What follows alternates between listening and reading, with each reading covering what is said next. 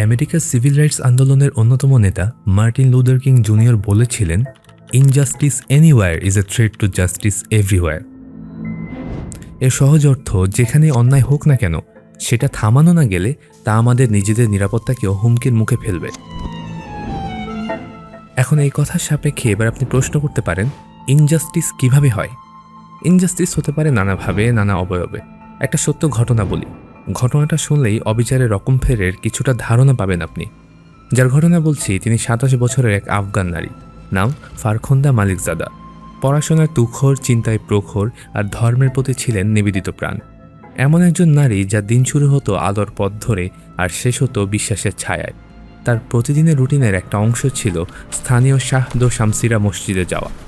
এই মসজিদ কেবল প্রার্থনার জন্য নির্মিত কোনো স্থাপনা ছিল না, এটা ছিল এক দ্বৈত জগতের মিলনস্থল। একদিকে আধ্যাত্মিকতা, অন্যদিকে গভীর অন্ধবিশ্বাস।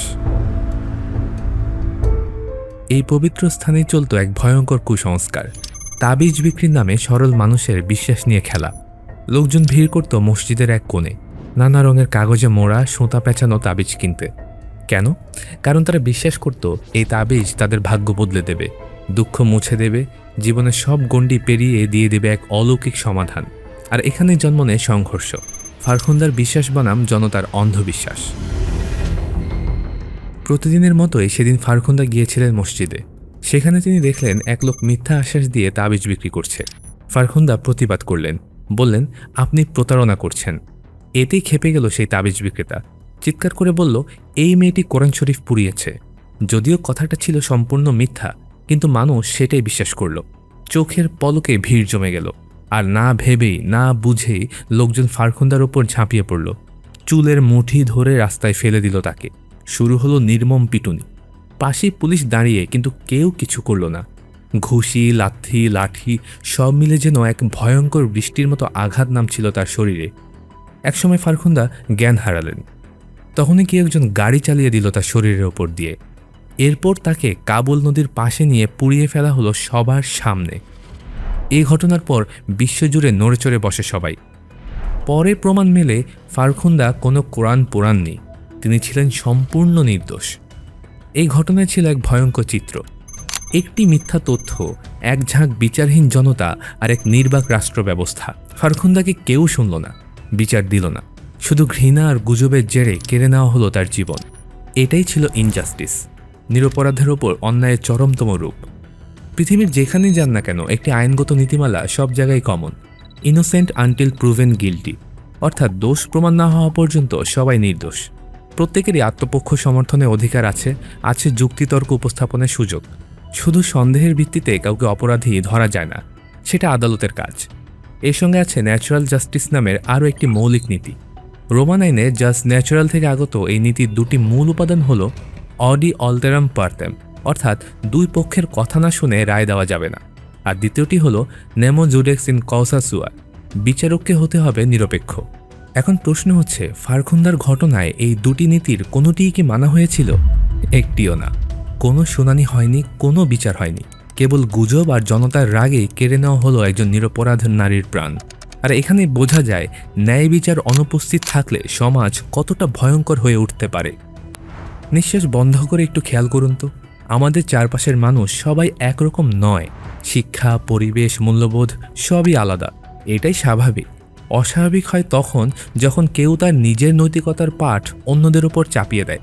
কে কি পড়বে, কে কি বলবে, কিভাবে চলবে, সেটা সিদ্ধান্ত তখন নেয় তথাকথিত সোসাইটির গেটকিপাররা।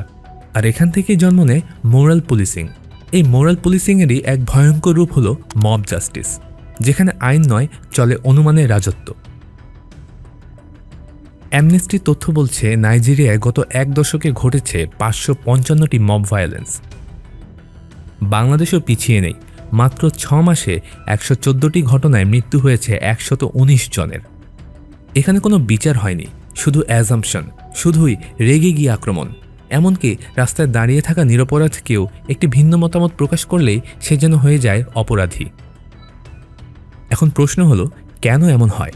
এর পেছনে আছে কিছু সাইকোলজিক্যাল কারণ। একটা হলো হিউরিস্টিক্স।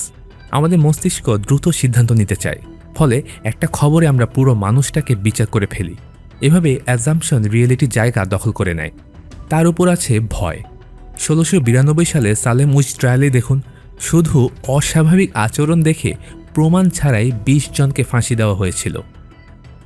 এই একই মডেল চলে আসছে আজকের দিনেও, শুধু ফাঁসির বদলে দেওয়া হয় অনলাইন হুমকি, গণপিটুনি কিংবা করা হয় চরিত্র হনন। এর পেছনে আছে মিডিয়ার ভূমিকাও। প্রেসের কাজ তদন্ত, কিন্তু এখন দেখা যায় প্রেসই যেন বিচারক। নির্বিচারে গিল্টি ট্যাগ, ভাইরালের জন্য ক্লিকবেট নিউজ।